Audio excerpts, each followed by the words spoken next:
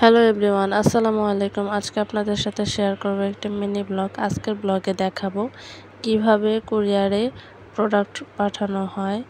তো আজকে আমি মূলত একটা অনলাইনে পাঞ্জাবি অর্ডার করেছিলাম, সেটার সাইজে একটু প্রবলেম হয়।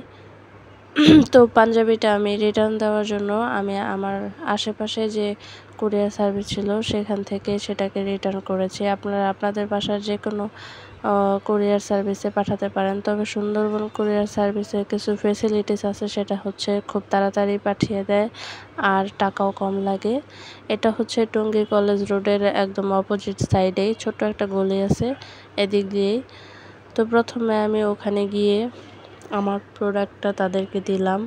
দেওয়ার পরে তারা একটা হোয়াইট পলি দিবে, যেটাতে তারা প্যাক করবে। ওই পলিতে আমার নাম, অ্যাড্রেস আর যেখানে পাঠাবো সেই অ্যাড্রেস লিখে দিতে হয়। তারপর তারা আমার প্রোডাক্টটা সেই পলিতে প্যাকিং করবে।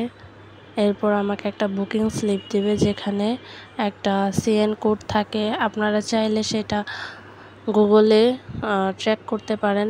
এর মাধ্যমে আপনি দেখতে পারবেন আপনার প্রোডাক্টটা কোথায় আছে, কোন পর্যন্ত আছে। আমি দেওয়ার একদিনের মধ্যে এটা পৌঁছে গিয়েছিল। তো সুন্দরবন কুরিয়ার সার্ভিসের সার্ভিসটা খুবই ভালো। এই তো দেওয়ার পরে ওখান থেকে শুধু ডেলিভারি চার্জটা আগে দিতে হয়। আমি এখানে ডেলিভারি চার্জ দিয়েছি, যেহেতু এটা আমি একদম পুরান ঢাকা পাঠিয়েছি। আমার ডেলিভারি চার্জ লেগেছে 160 টাকা। তারপরে দিয়ে আমরা চলে আসলাম। এই তো এই পর্যন্তই। যারা এখনও পর্যন্ত কুরিয়ার সার্ভিসে কিছু পাঠান নাই বা ভাবছেন কিভাবে পাঠাবেন, এই কুরিয়ার সার্ভিসের মাধ্যমে আপনারা যে কোনো চিঠি, ফাইল, কাগজপত্র, প্রোডাক্ট, তারপর ফল, ফ্রুটস যে কোনো জিনিস পাঠাতে পারেন। ধন্যবাদ সবাইকে।